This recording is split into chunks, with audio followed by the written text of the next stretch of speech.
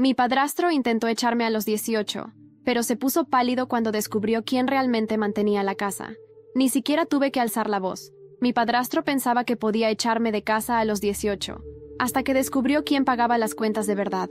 El día que cumplí 18 años, mi padrastro, Rogelio, me acorraló en la cocina mientras preparaba el desayuno. Llevaba 3 años esperando este momento, desde que se casó con mi mamá. «Es hora de hablar de tu futuro, chaval», dijo, apoyado en el mostrador con los brazos cruzados. «Ya eres mayor de edad, así que tienes que empezar a contribuir o buscar otro lugar donde vivir». Seguí revolviendo los huevos, intentando mantener la calma. «Ya trabajo, Rogelio. Pago mi coche, el seguro, el celular, todo». Se rió como si hubiera contado un chiste. «Un trabajo de medio tiempo en Electra no es una carrera. No. Un hombre de verdad tiene responsabilidades. Tienes 2 semanas para decidir si vas a ir a la universidad o te largas». Mi mamá entró justo cuando terminó su ultimátum. «Rogelio, ya hablamos de esto. Aún le queda un mes de secundaria». «¿Hablamos qué?», retrucó él. «Esto no es una casa de caridad. Esta casa es mía. Y aquí mando yo». Fue ahí cuando decidí que ya había escuchado demasiadas veces lo de «esta casa es mía». «¿Ah, sí, Rogelio?», me giré hacia él. «Entonces dime una cosa. ¿Exactamente con qué contribuyes tú en esta casa?». Su cara se puso roja. «¿Cómo que con qué? Trabajo 40 horas a la semana para que tengas un techo sobre tu cabeza. Malagradecido. Trabajas medio tiempo en Sodimac, Rogelio. Son 28 horas por semana, según mi mamá». El rostro de mi madre se puso pálido. Sabía a dónde iba todo eso. «Rogelio, ¿sabes qué hago yo en mi trabajo de medio tiempo en Electra? Vendes computadoras a idiotas», respondió con desprecio. «Soy jefe del área de reparaciones del equipo técnico. Gano 650 pesos por hora, reparando sistemas corporativos para grandes empresas. El mes pasado, me llevé casi 90,000 pesos. La cocina quedó en silencio absoluto. «Eso es imposible», balbuceó Rogelio. «Eres solo un chiquillo». Saqué el celular y le mostré el saldo de mi cuenta bancaria. «Estoy ahorrando desde los 15. ¿Quieres ver también mi portafolio de inversiones?». Rogelio miraba fijamente el saldo, una cifra que jamás había visto en su cuenta. «Mamá», dije con calma, «¿cuánto aporta Rogelio al financiamiento de la casa cada mes?». Ella miró nerviosa entre los dos. «Hijo, tal vez deberíamos…». «¿Cuánto, mamá?». «Unos 10,000 pesos», susurró. Asentí con la cabeza. «¿Y cuánto te doy yo cada mes para ayudar con los gastos?». «20,000», dijo, aún más bajo. La cara de Rogelio pasó de roja a blanca. «¿Qué estás diciendo?». «Estoy diciendo que yo pago el doble que tú para vivir aquí. Además, cubro las compras del súper una semana sí, una no. Y fui yo quien compró la lavadora y la secadora cuando se nos descompusieron el año pasado». Mi mamá empezó a llorar. «Mi amor, nunca quise que sintieras que…». «Todo bien, mamá. Yo quise ayudar. Pero no voy a aceptar que alguien que contribuye menos que yo me falte al respeto». Rogelio se quedó mudo, como pez fuera del agua. «Mira, así están las cosas», seguí. «Me voy a quedar hasta que me gradúe. Después me voy a la universidad. Pero los 20,000 al mes se acaban en cuanto me vaya». Fue ahí cuando le cayó el 20. Parecía que le habían dado un puñetazo en el estómago. «¿20,000? ¿No vas a seguir dando ese dinero? ¿Por qué lo haría? Tú mismo dijiste que buscara otro lugar donde vivir». Mi mamá hacía cálculos mentales, dándose cuenta de que perderían mi parte de los gastos, y encima tendrían que cubrir lo que yo aportaba. «Podemos arreglar esto», dijo Rogelio apresurado. «Quizá exageré un poco». «No, tenías razón», respondí. «Ya es hora de ser independiente. Ya dejé un depósito en un departamento cerca de…». La mañana después de aquel desayuno explosivo, el silencio en casa era tan espeso que se podía cortar con un cuchillo. Aún recuerdo el rostro de Rogelio, blanco como una sábana, mientras yo subía las escaleras con el móvil en la mano, mostrándole mi cuenta bancaria. No grité, no amenacé, solo expuse los hechos. Pero eso le dolió más que cualquier grito. Mi madre pasó todo el día encerrada en su cuarto. No bajó ni a comer. Yo tampoco fui al trabajo ese día. Me quedé en mi habitación, pensando en todo lo que había aguantado en silencio desde que Rogelio entró en nuestras vidas, hace 3 años, pensando en cada mirada de desprecio, cada comentario sarcástico que lanzó disfrazado de consejo paternal. Nunca me tragó. Y lo sabía, pero nunca pensé que un día se atrevería a echarme de la casa que yo mismo ayudaba a mantener. Por la tarde, bajé a la cocina a servirme un café. Él estaba allí, removiendo su taza con una expresión perdida. Nos miramos, pero ninguno dijo nada. En ese momento supe que la dinámica había cambiado para siempre. «No tienes que mirarme así», dijo finalmente, sin levantar la vista. ¿Cómo te estoy mirando?, respondí. Como si tuvieras todas las respuestas, como si supieras todo. Me senté frente a él, sin quitarle la mirada. No lo sé todo, Rogelio, pero sé cuánto aporto. Y sé que tú hasta ahora vivías como si no tuviera derecho a estar aquí. Eso se acabó. Él apretó la taza con fuerza. Quise pensar que era por culpa, pero era más probable que fuera por rabia. No por lo que había hecho yo, sino porque lo había hecho sin levantar la voz, porque lo dejé sin argumentos. Me fui de la cocina sin decir más. Esa noche dormí poco. No por miedo, sino porque una idea me rondaba la cabeza. Tenía que irme pronto. No solo por él, sino por mí. Esta casa estaba contaminada por años de silencio, sumisión y máscaras. Pero antes de irme, tenía que entender algo que llevaba tiempo sintiendo en el aire. Había secretos en mi familia que nadie me había contado. 2 días después, fui a visitar a mi tía Carmen, la hermana mayor de mi madre, que vivía en Valladolid. Hacía años que no hablábamos bien, pero siempre fue la única que me trató con una dulzura sin condiciones. Me recibió con los brazos abiertos, como si hubiera estado esperando mi llegada. ¿Qué ha pasado? ¿Hijo?, me preguntó nada más verme. Tienes los ojos de tu padre cuando se enfadaba, pero también cuando sufría. Su mención me desconcertó. ¿Te acuerdas de mi padre? ¿Cómo no me voy a acordar?, dijo mientras me llevaba a la sala. Tu padre fue el gran amor de tu madre, pero también el mayor dolor de cabeza de esta familia. Me quedé en silencio. Ella notó mi expresión. ¿Tu madre nunca te contó la verdad? Solo que era irresponsable y se fue sin mirar atrás. Carmen suspiró profundamente y se levantó. Caminó hasta un armario viejo, sacó una caja de madera y me la puso delante. Antes de morirse, tu abuela me pidió que guardara esto para ti. Me dijo que un día entenderías cuándo abrirla. Dentro, encontré varias cartas, fotos y una libreta con el nombre de mi padre, David Alonso Ruiz. Al leer las primeras líneas, el mundo se me derrumbó. Mi hijo nunca debe crecer pensando que lo abandoné. Me obligaron a alejarme, me chantajearon, pero siempre he estado cerca, viéndolo desde lejos, esperando que un día me busque. Mi corazón empezó a latir tan fuerte que sentía que se me salía del pecho. ¿Dónde está?, pregunté. Vive en Santander. Tiene una tienda de informática. Nunca se casó. Nunca dejó de preguntar por ti. Las piezas comenzaron a encajar en mi cabeza. El odio de Rogelio, el silencio de mi madre, los años perdidos. Me puse de pie con las manos temblando. Tenía que encontrarlo. Justo entonces, mi móvil vibró. Era un mensaje de mi madre. Tenemos que hablar. He encontrado algo que te pertenece, algo que escondí hace muchos años. Cuando leí aquel mensaje de mi madre, sentí una punzada en el estómago. No me había escrito en días, y su silencio, aunque cómodo, también era extraño. La frase «he encontrado algo que te pertenece» me dejó más inquieto que curioso. Volví a casa esa misma noche, después de despedirme de mi tía Carmen. Durante el trayecto en tren desde Valladolid, no pude evitar repasar mentalmente cada discusión, cada mirada esquiva de mi madre cuando le preguntaba por mi padre. Y ahora, justo cuando todo parecía romperse, ella encontraba algo. ¿Qué podía ser tan importante como para romper su silencio? Al llegar, la casa estaba en penumbra. Rogelio no estaba, o al menos no se dejaba ver. Subí las escaleras despacio, como si algo pesado me tirara hacia atrás. Toqué la puerta de su habitación. No respondió, pero la puerta estaba entreabierta. Ella estaba sentada en la cama, con una caja de zapatos sobre el regazo. Tenía los ojos enrojecidos y el rostro pálido, como si no hubiera dormido en días. ¿Qué es eso?, pregunté con voz baja. Antes de que digas nada, solo quiero que sepas que hice lo que pensé que era mejor para ti, aunque ahora me doy cuenta de que estaba equivocada. Me senté frente a ella, sin tocar la caja. Esperé. Cuando tu padre y yo nos separamos, no fue porque él se fuera, como te hice creer. Fue porque mi familia no lo aceptaba. Tu abuela y Rogelio, que entonces solo era un amigo, me convencieron de que David era una mala influencia. Dijeron que si te alejaba de él, tendrías una vida mejor. Yo era joven, estaba asustada, y acepté. Abrió la caja y me mostró un sobre cerrado con mi nombre escrito en una caligrafía que no reconocía. Él escribió esto para ti el día que te lo llevaron. Yo nunca lo leí. Lo escondí. Y durante años, me convencí de que estaba haciendo lo correcto. Tomé el sobre con las manos temblorosas. Dentro había una carta. Larga, llena de dolor, pero también de amor.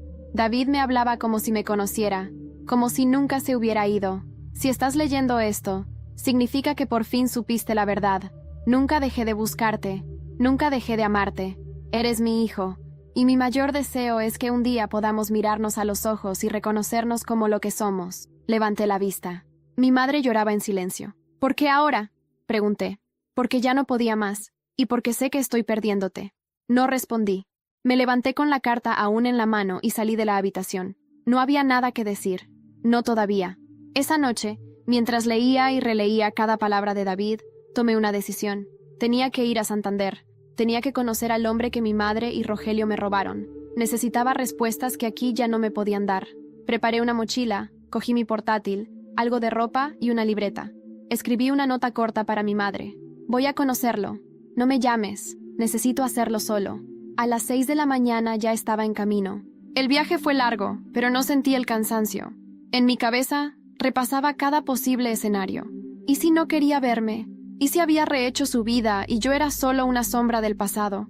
Pero al llegar a la tienda, algo me dijo que todo iba a cambiar. Estaba frente a un local sencillo, con un cartel que decía «Digital rápida, sistemas y soluciones». Entré.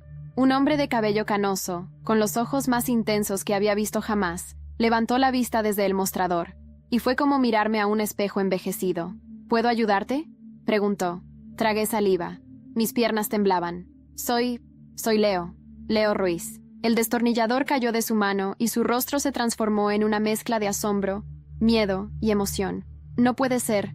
La puerta detrás de mí se cerró con un golpe de viento, y en ese instante supe que nada volvería a ser igual. No sé cuánto tiempo pasamos mirándonos en silencio.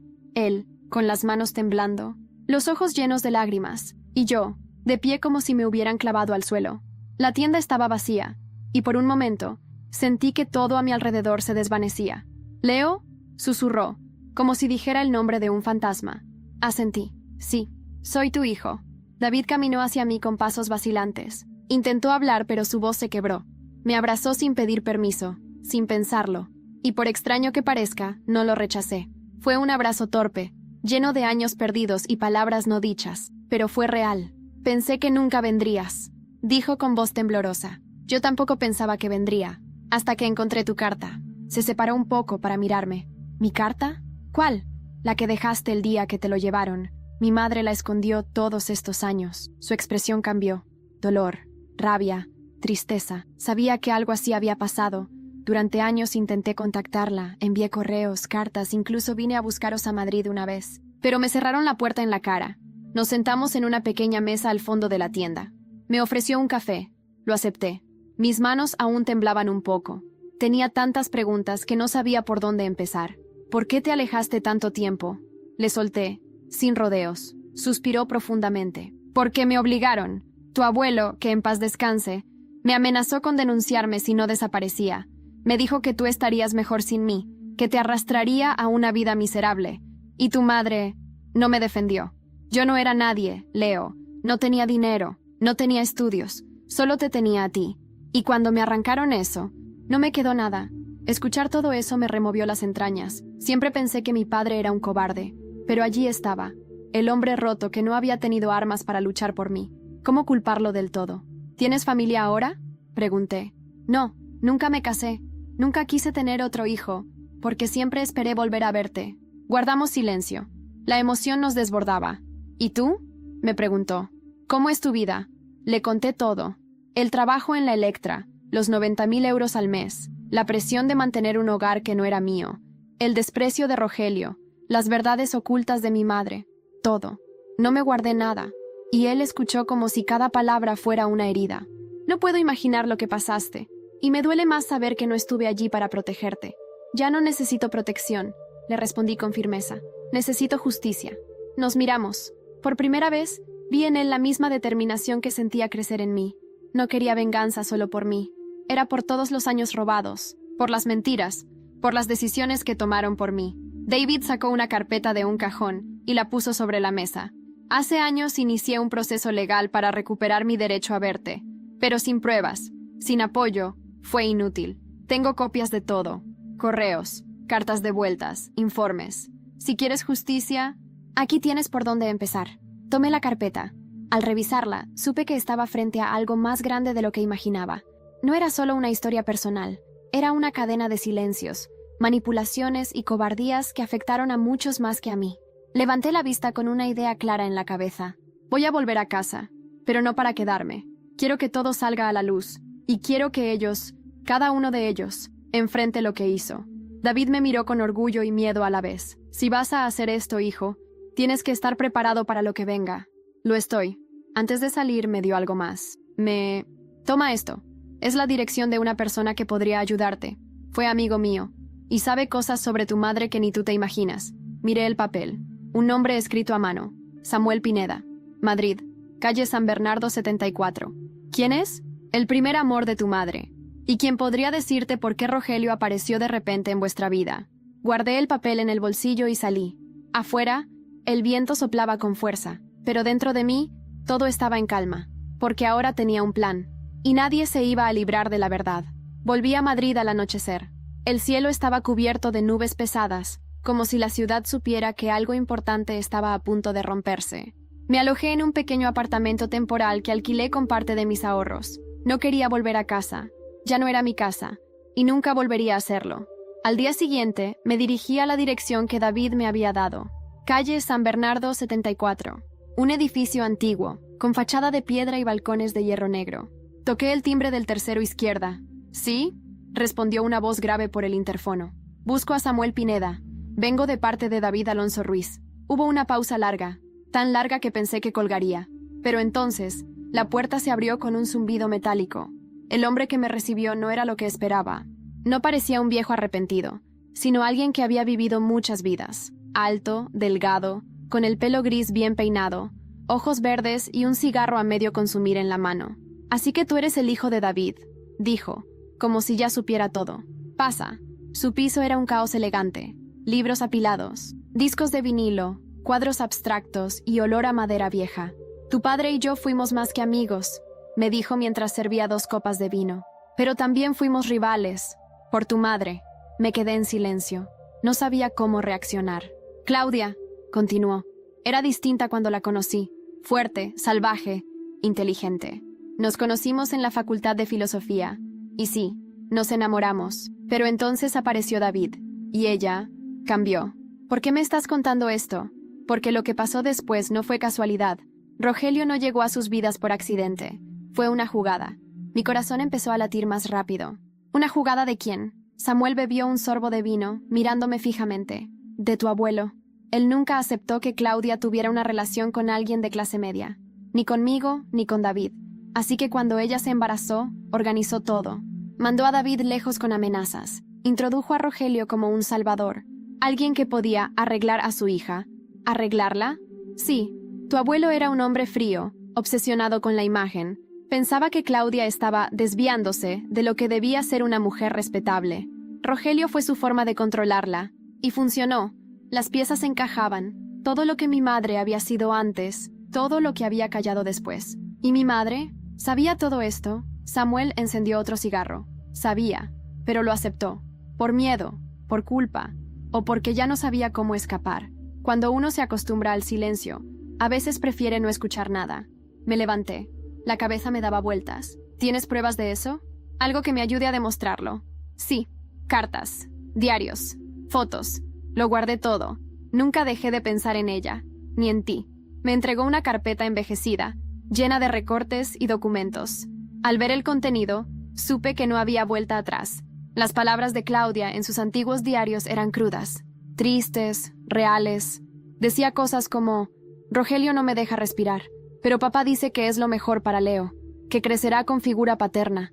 No sé si algún día podré perdonarme. Salí de ese piso temblando. Por primera vez, no sabía si quería venganza o simplemente justicia, pero sí sabía que el tiempo del silencio había terminado. Esa noche, publiqué una historia anónima en mi blog personal, el que llevaba en secreto desde hacía años. Un relato ficticio, con nombres cambiados, pero los hechos exactos. Cómo un joven mantenía una casa donde era despreciado, cómo su madre cayó, y cómo su padrastro lo quiso echar sin saber que vivía gracias a él. La publicación explotó. Miles de visitas, comentarios, compartidos, gente contando historias parecidas. Y entre los mensajes, uno llamó mi atención. Un correo, sin nombre, sin firma. Solo decía: yo también sé lo que hizo Rogelio, y puedo ayudarte. Nos vemos en la Plaza de España, mañana, 18/00. Nunca pensé que una simple publicación en un blog podría desatar tanto. En menos de 24 horas, mi historia, disfrazada de ficción, se había convertido en una especie de catarsis colectiva. Mujeres, jóvenes, incluso hombres, me escribían contándome cómo también vivían con figuras autoritarias disfrazadas de salvadores, cómo también habían sido silenciados. Pero ese correo anónimo, ese fue diferente. Yo también sé lo que hizo Rogelio, y puedo ayudarte. Nos vemos en la Plaza de España, mañana, 18:00. Lo leí al menos 10 veces. Cada palabra retumbaba en mi cabeza. No había firma, ni nombre, ni siquiera una pista. Pero algo en ese mensaje me inquietaba. No era el típico comentario morboso ni el de alguien buscando atención. Era una afirmación. Y alguien que afirma algo así, probablemente tenga pruebas. Llegué a la plaza 15 minutos antes. Me senté en un banco cerca de la fuente, con los ojos atentos a cada rostro que pasaba. Un anciano dando de comer a las palomas, una pareja discutiendo en voz baja, un grupo de adolescentes fumando detrás de un árbol. Entonces, apareció ella, Lucía Fernández. Jamás pensé volver a verla. Fue mi mejor amiga durante el bachillerato. Compartimos todo. Risas, secretos, lágrimas. Hasta que un día desapareció sin explicación. Literalmente. No volvió a clase, no respondía a los mensajes. Su madre decía que se habían mudado por trabajo. Yo lo creí. No tenía razón para dudar. Hasta ahora. «Hola, Leo», dijo con una media sonrisa. Llevaba una gabardina beige y el pelo más corto. No esperaba que respondieras tan rápido. «Lucía, ¿fuiste tú la del correo?» «Sí». «¿Dónde has estado? ¿Por qué desapareciste?» «Porque me obligaron». Nos sentamos. Ella bajó la mirada, como si cada palabra que venía después le doliera. Mi madre trabajaba con Rogelio, en recursos humanos de Sodimac. Cuando él ascendió a encargado de almacén, empezaron a tener una relación. Se veían fuera del trabajo, en hoteles. Yo lo descubrí sin querer. Encontré mensajes, fotos, y cuando se lo eché en cara a mi madre, me encerró en casa, literalmente. Me sacó del instituto, me borró de todo, y luego nos mudamos a Galicia. ¿Estás diciendo que Rogelio tenía una aventura con tu madre? Sí, pero eso no es todo. Sacó una carpeta pequeña del bolso. Documentos, capturas de pantalla, correos. Algunos antiguos, otros recientes. Durante años, Rogelio la amenazó con hacer públicos unos archivos del departamento si ella hablaba.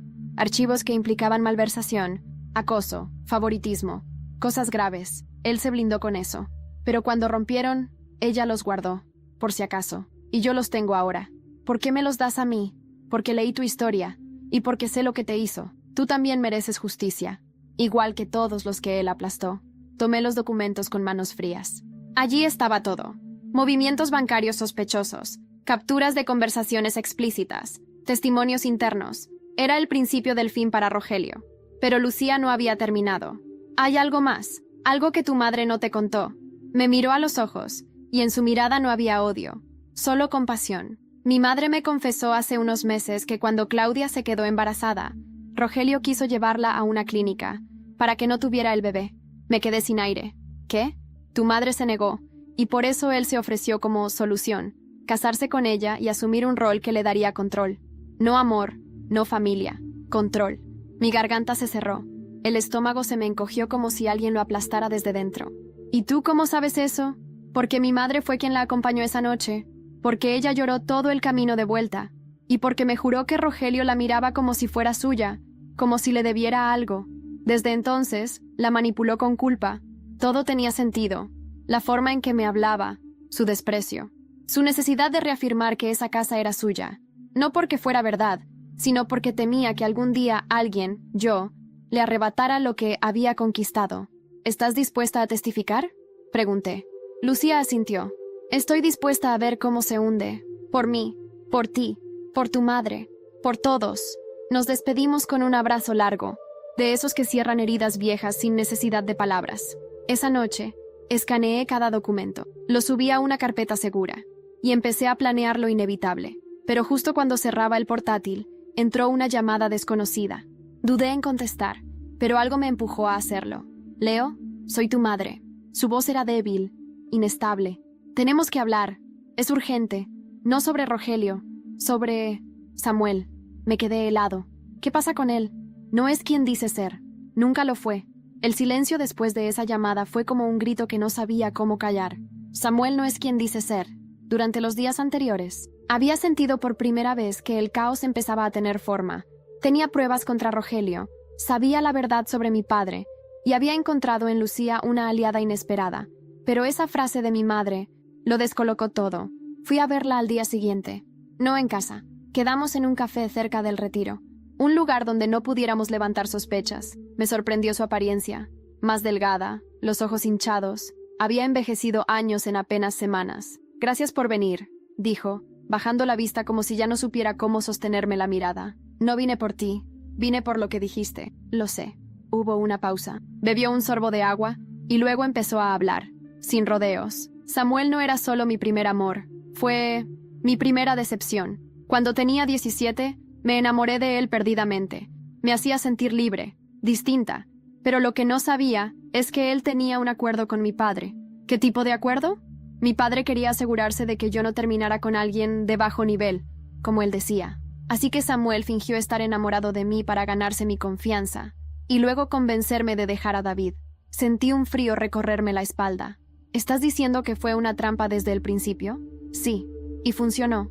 Me llevó lejos, me llenó la cabeza de ideas, hasta que volví a casa embarazada, sola y con miedo. Ahí fue cuando Rogelio apareció. ¿Samuel te abandonó?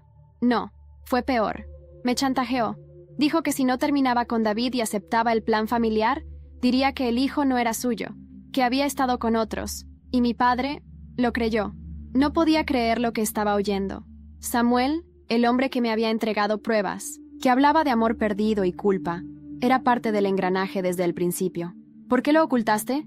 Porque me avergonzaba. Porque después, cuando ya estaba casada con Rogelio, Samuel volvió, fingiendo arrepentimiento. Dijo que me amaba, y por un tiempo volví a creerle. Su voz se quebró, y por primera vez en mucho tiempo no sentí rabia, sentí lástima, por la mujer rota frente a mí, prisionera de decisiones impuestas por hombres que la usaron como moneda de cambio. ¿Lo sigues viendo? No, no desde hace años, pero si te buscó, si te dio documentos, probablemente quiera limpiar su nombre. Me levanté sin decir más. No podía mirarla, no todavía. Esa noche fui a casa de Samuel. No avisé, no toqué el timbre. Esperé en la puerta, y cuando abrió, me miró con esa expresión de falsa sorpresa que ya no sabía sostener. Necesitamos hablar. Nos sentamos. No le di tiempo a ofrecerme vino. ¿Por qué mentiste? Se quedó en silencio unos segundos. Luego sonrió con amargura. Porque quise redimirme, porque pensé que si te ayudaba, me perdonaría a mí mismo. No te pedí redención, te pedí verdad, y te la di. Puede que haya sido parte del problema al principio, pero créeme, después me di cuenta del daño que causé. Saqué la carpeta con las pruebas contra Rogelio. Se la puse delante. ¿Cómo las conseguiste? Tu madre me las dio. Años después, cuando ya no podía más con él, me dijo que si algún día tú aparecías, te las entregara. ¿Y por qué no lo dijiste antes? Porque quería que confiaras en mí. No como un traidor, sino como alguien que estaba de tu lado. Lo miré. Había algo real en su tristeza, pero ya no sabía qué era real y qué era manipulación. Me levanté y le dije, nunca estuviste de mi lado. Solo intentas quedar limpio antes de que se te venga todo encima. Salí de ahí con una decisión más clara que nunca. Esta historia no solo tenía que terminar con justicia, tenía que ser contada, pública, inevitable. Nadie más debía quedar en la sombra. Al llegar a mi apartamento, encendí el ordenador y preparé una serie documental. Iba a contar mi historia con nombres reales, documentos, testimonios, y comenzaría por el principio, la mentira de Rogelio. Pero mientras organizaba los archivos, recibí una llamada de Lucía. Leo, ¿algo ha pasado? ¿Qué? Rogelio ha sido suspendido, pero no por nuestras pruebas. Han encontrado algo más oscuro, algo que nadie esperaba. ¿Qué cosa? Una denuncia, por algo que hizo hace años, a una chica, menor de edad. Sentí que el mundo se detenía. Ya no era solo una historia de poder y manipulación, era un depredador. Y ahora, todo estaba por estallar. Me quedé en silencio con el teléfono en la mano. No supe si sentarme o gritar. Lucía repitió, más lento, como si las palabras pesaran. Una chica, menor, hace años, que... ¿Cómo? Balbuceé. No tengo todos los detalles. Solo sé que fue en su primer año en Sodimac. La chica era hija de una trabajadora temporal. Él la acosó, la presionó, y luego la despidieron. La familia desapareció. Nadie hablaba de eso. Pero alguien, ahora, presentó una denuncia formal. La rabia me quemó el pecho. Ya no era una historia de poder, manipulación o chantajes familiares. Era algo que cruzaba una línea que nunca imaginé. ¿Quién la denunció? No se sabe aún. La policía está investigando. Pero créeme, esto va a escalar. Muy rápido. Colgué sin decir más. Estaba temblando. Y por primera vez desde que todo comenzó, sentí miedo. No por mí, sino por lo que esa denuncia significaba. Porque ahora, Rogelio estaba acorralado. Y un hombre como él, cuando se siente atrapado, puede ser peligroso. Revisé mis correos. Entre los cientos de mensajes recibidos por mi blog, había uno nuevo. Corto. Sin firma. No me vas a destruir. Ya sé lo que estás haciendo. Y no vas a lograrlo. Mi estómago se encogió. Era él, Rogelio. El muy desgraciado sabía que estaba detrás de todo. Y no solo eso. Estaba empezando a desestabilizarse. Esa noche no dormí. Reuní todas las pruebas en una carpeta digital cifrada. Las subí a un servidor externo con múltiples copias. Preparé la estructura de mi historia en formato de serie documental, con audios, entrevistas, testimonios, documentos oficiales. La verdad, limpia y sin adornos. Decidí publicarla en una semana. Serían 5 episodios, 5 verdades, una cada día. Pero antes, debía cerrar una herida. Fui a ver a mi madre. La encontré en la cocina, como tantas veces antes. Solo que esta vez, el ambiente era distinto. Silencio absoluto. Ni música, ni radio, ni el ruido del extractor. Solo ella, removiendo una taza que ya se había enfriado. ¿Escuchaste las noticias?, le pregunté. Asintió. Sí, lo de la menor. ¿Lo sabías? Levantó la vista. Tenía los ojos rojos. Lo sospechaba. Nunca tuve pruebas. Pero sí, lo imaginaba. Siempre me incomodó la forma en que miraba a las amigas de tus primas. O cómo reaccionaba cuando veía a adolescentes en la calle. Me senté frente a ella. Era ahora o nunca. Mamá, voy a hacer pública toda la historia. Lo de él, lo tuyo, lo de Samuel, todo. ¿Y yo?, preguntó. ¿También vas a exponerme? No quiero hacerlo por venganza. Quiero hacerlo porque tú, como muchos otros, fuiste parte del silencio. Y el silencio también hace daño. Ella bajó la cabeza. No discutió. ¿Puedo pedirte algo?, dijo con voz apenas audible. Depende. Cuando lo cuentes, no digas que fui una cobarde. Di que tuve miedo, que no supe cómo protegerte, que me fallé, pero que nunca dejé de amarte. Tragué saliva. No prometí nada. Cuando me iba, se levantó de golpe. Leo. Me giré.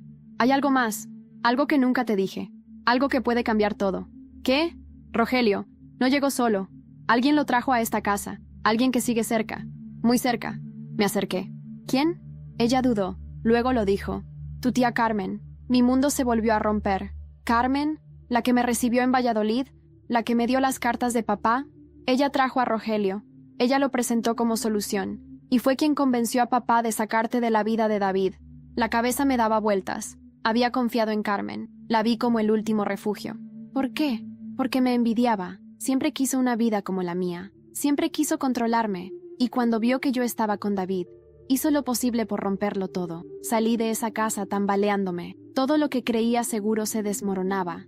Nadie era quien decía ser. Nadie estaba libre de culpa. Esa noche, me senté frente al portátil y grabé el primer episodio de la serie documental. Mi rostro frente a cámara. Mi voz. Mis pruebas. El título. La casa que yo pagué. La verdad tras las paredes. Y mientras editaba el vídeo, recibí un nuevo correo. Si lo haces público, me encargaré de que tú también caigas. Tú y tu padre. Esta vez, el remitente no era anónimo. Era Carmen. Cuando vi el nombre Carmen en el remitente, sentí una punzada en el estómago más dolorosa que cualquier puñetazo. ¿Cómo podía ser ella? ¿La misma tía que me ofreció refugio? ¿La que me dio las cartas de mi padre? Durante años pensé que era el único vínculo real que tenía en esa familia. Y ahora descubría que era la raíz del veneno. Abrí el correo. No era largo, ni emocional. Era una amenaza, calculada y precisa. Si publicas esa historia, no solo destruirás a Rogelio, también expondrás cosas de tu padre que preferirías no saber. Cosas que guardamos por tu bien. No des ese paso, Leo, o te arrepentirás. Lo volví a leer varias veces. Guardamos, plural. Eso significaba que más de una persona sabía, que había una red de mentiras mucho más amplia de lo que imaginaba. No respondí. No esa noche. En lugar de eso, subí el primer episodio de la serie documental. Lo titulé Episodio 1. El padrastro y el salario del silencio. Conté todo. Cómo Rogelio me quiso echar el día que cumplí 18, sin saber que yo pagaba más que él. Mostré pruebas bancarias, capturas de conversación con mi madre, fragmentos de su confesión grabada, con su permiso, y por último, los documentos de su fraude en Sodimac. En menos de 3 horas, El vídeo acumulaba más de 70,000 visualizaciones, comentarios, apoyos, testimonios de otros trabajadores de la empresa que confirmaban el comportamiento de Rogelio. Era un incendio, imparable. Al día siguiente, la noticia ya estaba en medios digitales. Rogelio fue apartado formalmente de su puesto y citado por la policía para declarar sobre la denuncia de acoso. Pero mientras todo eso estallaba, yo tenía otro frente que atender. Fui a ver a Carmen. No avisé, no escribí. Solo aparecí en su puerta. Cuando me vio, no mostró sorpresa, como si supiera que tarde o temprano vendría. ¿Vienes a escuchar? ¿O a acusar? Dijo sin invitarme a entrar. Quiero saber la verdad. Entera. Toda. Sin filtros. Suspiró y se hizo a un lado. Entré. Nos sentamos en su salón. Esa misma estancia donde días antes me sentí protegido. Ahora me parecía un teatro de mentiras. Tú trajiste a Rogelio. Empecé. Lo presentaste como solución. Convenciste a mi abuelo de que alejaran a David. Sí, dijo, sin rodeos. Lo hice. ¿Por qué? Porque eras un niño. Y yo veía cómo tu madre se destruía por un hombre que no tenía futuro. Porque tu padre, aunque tú lo idolatres, no era el salvador que crees. ¿Qué estás diciendo? Carmen se levantó. Fue a una vitrina y sacó un sobre. Me lo puso delante. David no se fue solo porque fue amenazado. También porque cometió errores. Te abandonó durante un tiempo, Leo. Se fue del país por casi un año. Volvió tarde, cuando ya todo estaba en marcha. ¿Estás diciendo que él me dejó? Digo que no fue un santo, que tu madre se sintió sola, y que cuando Rogelio apareció, ella eligió el camino más seguro. Abrí el sobre.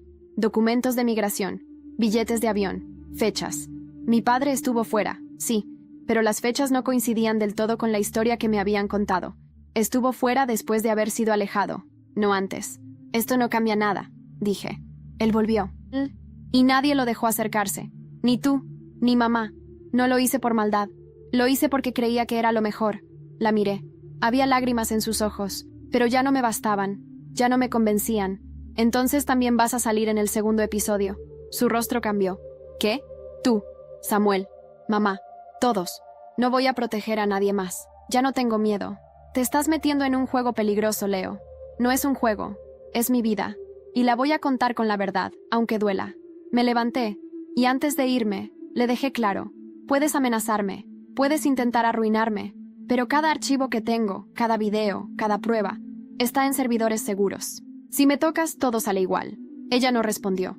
Solo se quedó ahí, sentada, con las manos cruzadas como si hubiera perdido algo que no sabía que tenía. Esa noche subí el segundo episodio. Episodio 2. Las tías que cuidan y las que traicionan. Y mientras lo subía, recibí una llamada. Número oculto. Contesté. Leo, tienes que venir. A la comisaría. ¿Qué pasó? Rogelio ha intentado suicidarse. Y ha dejado una carta. Nunca pensé que llegaría a ese punto. Que un hombre como Rogelio, tan arrogante, tan seguro de su lugar en el mundo, pudiera caer tan profundo. Cuando llegué a la comisaría, todo estaba cubierto por una calma tensa. Me recibió un agente joven, serio, que me llevó a una sala pequeña con una carpeta bajo el brazo. «No te preocupes, está vivo», me dijo. Lo encontraron a tiempo. Intentó cortarse las venas en su piso. No dejó nada más, excepto esta carta. «Es para ti». Me entregó el sobre. Reconocí su letra al instante. Grotesca, tensa, como él. Lo abrí con manos temblorosas. La carta no era larga, pero cada palabra pesaba como un bloque de cemento. «Leo, no espero tu perdón, ni el de nadie. Fui un cobarde. Viví toda mi vida fingiendo ser más de lo que era. Me metí en una casa que no era mía, con una mujer que no amaba, pero que me dio poder. Y tú eras mi amenaza, desde el principio, porque me recordabas que yo no era nada, que eras más hombre que yo sin decir una sola palabra. Te odié por eso, pero también te envidié, porque tú nunca necesitaste aplastar a nadie para tener valor. No quiero que esta carta me redima. Solo quiero que sepas que siempre supe que un día ibas a destruirme, y lo merezco. Que te vaya bien, R. Guardé el papel sin decir nada. Sentí un nudo en la garganta, pero no por pena. Era un nudo diferente, el que viene cuando te das cuenta de que la guerra que armaste no deja ganadores. Al salir, el sol golpeaba con fuerza. Todo me parecía lejano, casi irreal, como si la ciudad siguiera girando sin enterarse de que, para mí, el mundo acababa de cambiar otra vez. Llamé a Lucía. Quedamos en el Parque del Oeste. Cuando me vio, corrió a abrazarme. Por primera vez desde todo esto, sentí algo parecido a alivio. ¿Estás bien?, me preguntó. No lo sé. Nos sentamos en el césped. Le conté sobre la carta, sobre el intento de suicidio, sobre Carmen. Todo se está desmoronando, le dije. Ya no sé si estoy haciendo justicia o solo arrastrando a todos al mismo abismo. Lucía me tomó la mano. Leo, no eres tú quien destruyó esto. Fue la verdad. Y la verdad, a veces, es un incendio. Pero también limpia. También purifica. ¿Y si no queda nada después? Entonces construyes desde cero, con gente que sí vale la pena. Nos quedamos en silencio largo rato. Y allí, bajo el sol, decidí que el tercer episodio no sería sobre más culpables. Sería sobre mi padre, sobre lo que él vivió, lo que le quitaron, su versión, su verdad. Fui a Santander 2 días después. David me recibió con una mezcla de orgullo y nerviosismo. ¿Estás seguro de que quieres grabar esto? Más que nunca. Lo senté frente a la cámara, sin guión, sin ensayos, y lo dejé hablar. Contó su versión, cómo fue obligado a irse, cómo regresó y nadie le abrió la puerta, cómo vivió viéndome crecer por fotos que amigos le enviaban en secreto, cómo lloró frente a cada pantalla cada vez que me imaginaba cumpliendo años sin él. Lloramos los dos, porque había verdad, había dolor, pero también había amor. Ese fue el episodio 3, el padre al que apagaron, y fue el más compartido de todos. Gente de todo el país comenzó a enviar sus propias historias de padres borrados, madres silenciadas, niños criados en entornos de culpa y manipulación. La conversación ya no era solo sobre mi historia, era sobre miles de historias que por fin encontraban eco. Pero no todos celebraban. Recibí una notificación judicial. Carmen me estaba demandando por difamación. Su carta, sus palabras, todo lo que había dicho frente a mí, ahora era falsificado, y estaba dispuesta a ir hasta el final para silenciarme. Pero cometió un error. Había grabado toda nuestra conversación. Con su permiso, cuando dijo, «Si quieres saber la verdad, escúchame bien». La tenía en video, en audio, en palabras. Era el momento de lanzar el 4º episodio, y ese iba a ser el más duro. Esa noche, mientras editaba el material, Lucía me miró en silencio. «¿Estás preparado para ser el hombre que cambia la historia de su familia?». La miré, y respondí, «No, pero igual lo voy a hacer». Justo antes de subir el archivo, recibí un mensaje inesperado. Era de mi madre. «Leo, tienes que venir. Carmen ha venido a casa, está fuera de sí. Dice que si no paras, va a contar algo que nos destruirá a todos. Algo sobre tú y David». Me quedé paralizado. Fui directo a casa, a la que una vez fue mi hogar, aunque ya no lo sentía como tal. El aire estaba espeso, como antes de una tormenta. En la sala, mi madre estaba sentada en el sofá, con los ojos vidriosos. Carmen, de pie, caminaba de un lado a otro como una fiera enjaulada. «¿Llegaste?», dijo ella, apenas me vio. «Qué conveniente. ¿Qué es lo que quieres decirme ahora?», respondí, sin sentarme. «¿Quieres la verdad? ¿Toda? Pues escúchala bien», escupió. «Tu padre no solo fue un cobarde, fue un error. Y tú tampoco estabas planeado». Mi madre se levantó de golpe. «¡Carmen, basta!». «No», gritó ella. «Él merece saber, ya que se cree el héroe de esta historia, el mártir de la familia, que sepa que su existencia fue una crisis, que tu madre pensó en no tenerte, que fue papá quien la obligó a seguir con el embarazo, por imagen, no por amor». Me quedé en silencio. Esa confesión, por cruel que fuera, no me rompió. Al contrario, me hizo comprender por qué siempre sentí que no encajaba, que mi vida se sostenía sobre decisiones que nunca fueron mías. «¿Eso es todo?», pregunté, frío. «No», dijo, acercándose. «Hay una última cosa.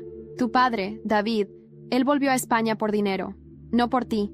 Tenía problemas económicos, y sabía que acercarse a ti era una forma de limpiar su imagen». Mi madre negó con la cabeza. «Eso es mentira, Carmen. Basta ya».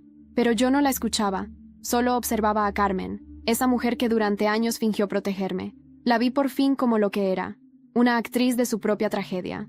«¿Tienes pruebas de eso?», le pregunté. Ella vaciló. El silencio fue la respuesta. «Entonces guarda tus mentiras, Carmen, porque las únicas verdades que me importan son las que viví, y la tuya no es una de ellas». Me di la vuelta y salí sin mirar atrás. Esa misma noche, publiqué el 4º episodio, El linaje del silencio. Y sí, hablé de Carmen, pero no desde el odio. Hablé desde el entendimiento, desde la compasión que me costó años construir. Mostré su confesión, conté lo que hizo, pero también reconocí que fue una mujer criada para sobrevivir a base de control, como muchos, como todos. Y finalmente, publiqué el 5º episodio, El cierre, la casa que yo pagué. Mostré la evolución, el dolor, el perdón, la decisión final, dejar atrás todo lo que me destruyó. Con imágenes de mi nueva vida, del apartamento que compré, de David sonriendo por fin como un padre al que ya no le pesa el pasado. Mostré a Lucía, trabajando conmigo en una ONG que fundamos juntos, Voces sin Eco, para ayudar a jóvenes que sufren violencia familiar o emocional. Y luego cerré con una frase. No elegí esta historia, pero elegí contarla, y al hacerlo la convertí en legado, no en herida. El impacto fue masivo. La serie fue comprada por una plataforma digital, se convirtió en tema de conversación nacional. Recibí invitaciones a dar charlas, entrevistas, colaborar con organizaciones. Pero más importante que eso, recibí miles de mensajes de personas diciendo, gracias, me pasó lo mismo, y ya no me siento solo. ¿Qué pasó con cada uno? Rogelio sobrevivió. Fue condenado a 2 años de cárcel por delitos fiscales y acoso laboral. La denuncia por abuso aún está en curso. Vive en silencio, en un piso mínimo, sin familia ni trabajo. Mi madre, tras meses de terapia, decidió empezar de cero. Se mudó a Zaragoza. Trabaja como orientadora en un centro comunitario. Nos escribimos de vez en cuando. No hemos sanado todo, pero hay respeto. Y eso ya es mucho. Carmen se retiró de la vida pública. Renunció a sus cargos en asociaciones donde tenía poder. Vive sola, alejada de la familia. Nunca más volvimos a hablar, pero nunca negó lo que hizo. Samuel abandonó Madrid. Nadie supo más de él. Me dejó una carta, corta, diciendo que esperaba que algún día pudiera perdonarlo. Aún no he respondido. Lucía se convirtió en mi compañera, en todo el sentido. No solo en la ONG, no solo en las batallas legales, también en la vida, porque después de tanta oscuridad, encontrar a alguien que te mire sin miedo es todo lo que uno necesita. David, mi padre, abrió una nueva sucursal de su tienda en Madrid. Da charlas a padres separados sobre cómo mantener vínculos, incluso cuando todo parece perdido. Nos vemos cada semana. Me llama hijo con orgullo, y yo lo llamo papá, con amor. Y yo seguí contando historias, porque entendí que mi dolor no era único, era universal, y que al contarlo, podía darle a otros el valor de enfrentarse al suyo. Mi nombre es Leo Ruiz, y esta fue la historia de cómo, al destruir las mentiras de mi familia, encontré mi verdad, y la convertí en algo que nadie podrá quitarme jamás: libertad.